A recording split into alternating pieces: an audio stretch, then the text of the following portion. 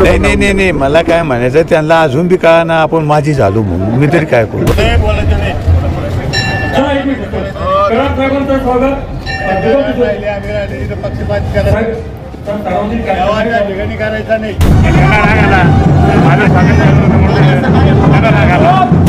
सार्वजनिक कार्यक्रम आहे, गणेशोत्सवाचा कार्यक्रम आहे, सणचा कार्यक्रम आहे, त्याच्याकरता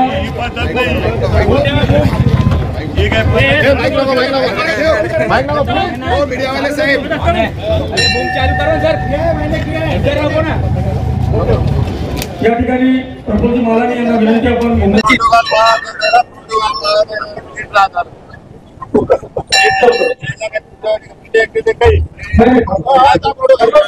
आपल्या महाराष्ट्र राज्याचे जे कॅबिनेट मंत्री जे काही देशाचे अर्थमंत्री राहिलेले त्या बाबतीत मी बोलत होतो. मी माझ्यासाठी नव्हतो.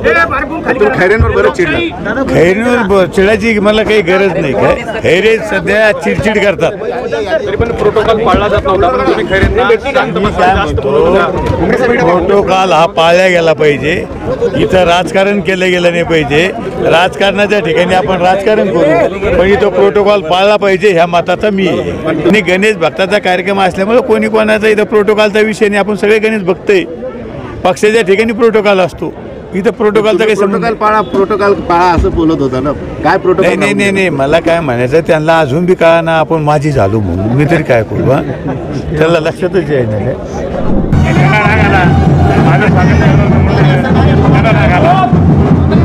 काय प्रोटोकॉल पाळला नाही गेला खरे काय प्रोटोकॉल पाळला गणपतीमध्ये प्रोटोकॉल नसतो.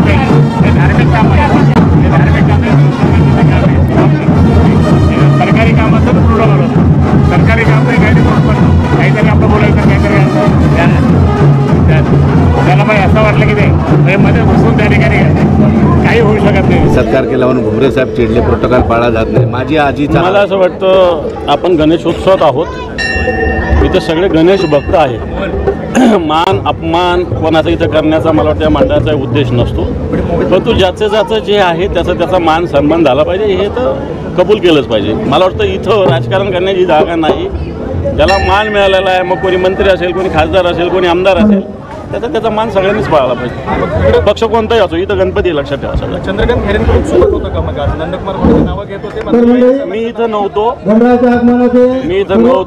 मला काही याच्यातलं माहिती नाही. तुम्ही मला प्रोटोकॉल विचारला म्हणून मी सांगितलं.